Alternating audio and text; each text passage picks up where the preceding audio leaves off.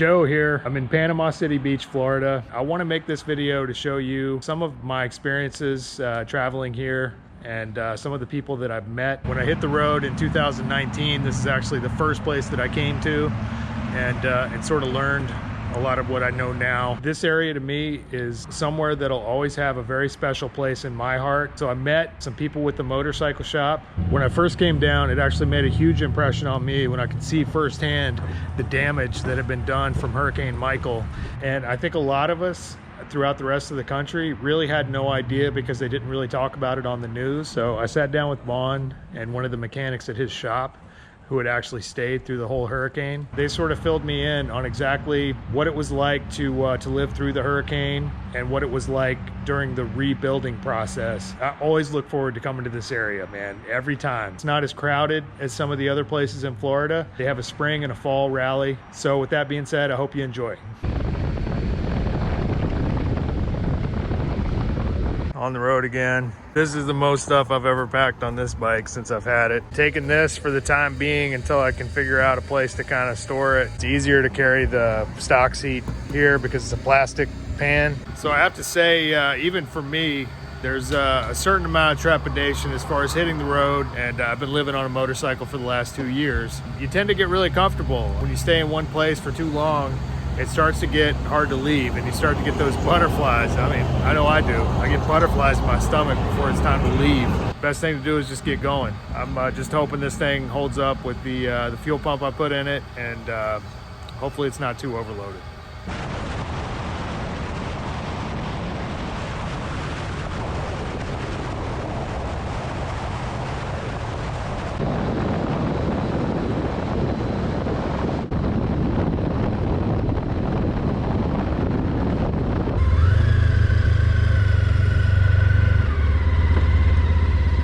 I'm standing right outside of 850 Speed Shop in Panama City Beach. The owner invited us to his place to camp out and cooked for us, made us food.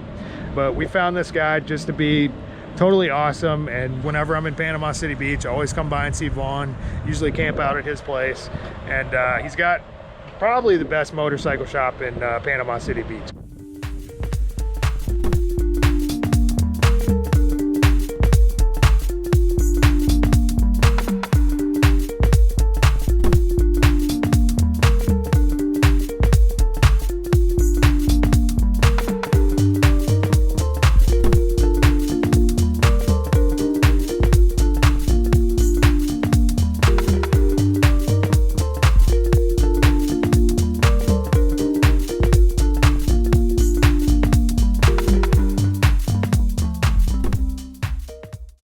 Okay, I'm doing the comprehensive Panama City Beach. Right. So you just found that after the hurricane? Yeah, it was sitting in a pile of garbage, sitting down right on the road, just twinkling in the sun.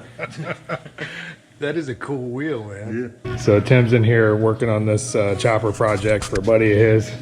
Just put this awesome motor mount on there, and then he's gonna figure out some kind of a mount for the choke. Looking through all the boxes, but he's got all kind of mounts for anything and everything in here. Okay. Tim here is the painter extraordinaire. Something like that. Definitely a good guy to be friends with if you're down here. Got a good day. This is some of his work right here. Freaking, you did this, right? Mostly, yeah. Oh my God. It's absolutely beautiful. A little bit of wiring, stereo, and that's basically it. Okay.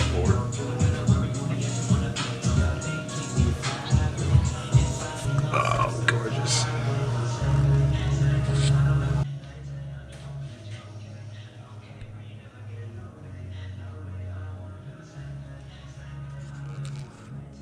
So one of the coolest places I like to hang out in Panama City Beach is Frank Brown Park. I like it because they've got all these like shelters, picnic tables and stuff like that, electrical supply. So I like to go there every morning and work on my computer.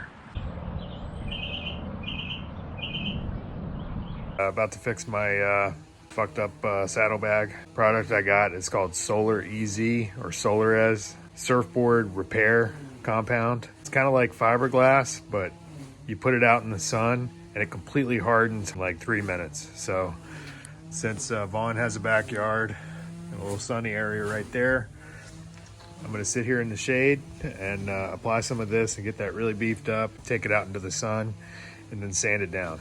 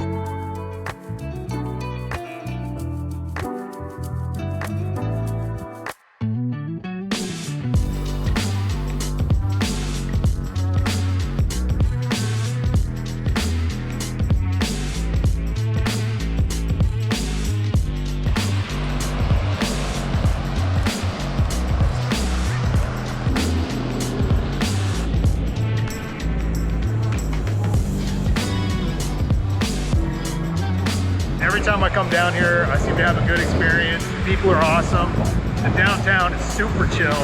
Apparently, talking to a bunch of the natives, they're sort of, well, they got hit really bad by Hurricane Michael a few years back. I never knew that because they didn't really talk about it at all on the news. So neither me nor any of my friends from outside of Panama City Beach even really knew about it until we came down here and saw a lot of the devastation that was going on. Already this year, they've sort of cleaned everything up a lot better than it was last year, and they seem to be rebuilding and stuff like that. They've done a lot to clean it up. It's an awesome, awesome city. One of my favorite places in Florida to visit. So when we put together this bundle of like cool skate shop stuff, and like awesome. Gave it to this kid, like it was a really cool feeling, and it was like anonymous. My mom never got credit for it. That kid never knew who my mom was, but like that's just the like that goes back to like showing good and bad of people. Mm-hmm. Like you had people giving back. You had people like, I have what others don't right now. What can I do to help? During the hurricane, everybody was so face to face. Everybody wanted to help you. They wanted to help you. They want to help the neighbor. I don't know the neighbor, but he's alive, you know. And society's just not always like that. It's definitely a part of society that we got to see that nobody else will ever get to see unless they go through a catastrophe like that. Yeah. You know, once you go through something like that and you get to see the humility of your fellow man and how people actually do give a shit about each other. You know, because you see in the news every time, like, people getting shot, people this and that, like, crime, blah, blah, blah, but, like, when it comes down to it, people give a fuck about each other. They really do. You know, interestingly enough, I see a lot of that when I go down to Mexico and Central America, because those people don't have shit. But what they do have is a tremendous sense of community where people come together, and if you need $20, here's $20, and then, you know, hey, I got that $20 that you loaned me the other day, and here's some vegetables out of my garden. Right. And it's like more of a tight-knit community, because people have to rely on each other because nobody else is going to fucking help them. Right. You know? And that's truly the way that we felt during this. Like, I remember day of texting my parents. I put like 12 people in my group chat, all my brothers and sisters, and I said, do not reply to this message. Do not read or do not believe anything you see on the news, good or bad. Just only know what I tell you, you know?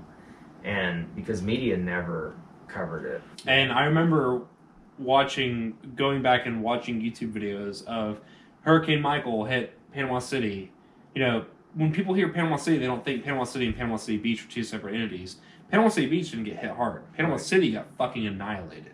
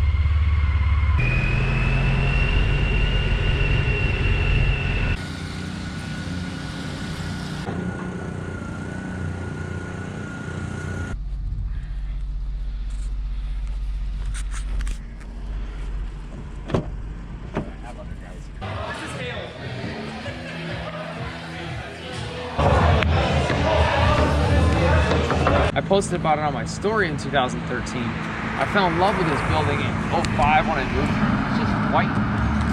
But I love the shape of it. It's so smooth. Like, Did you ever see the Honda picture of it?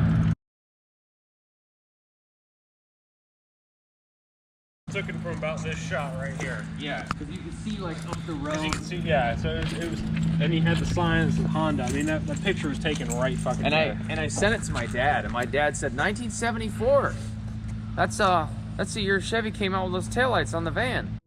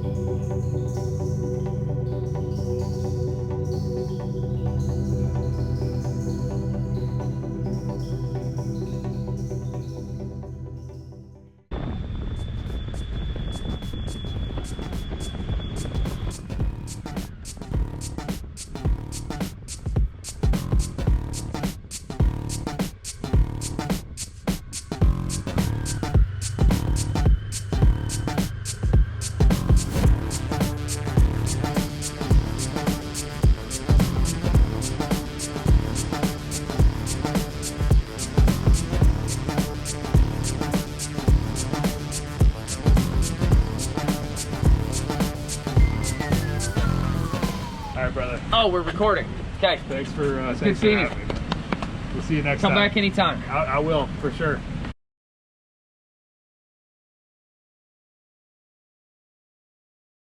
Hey, motherfucker.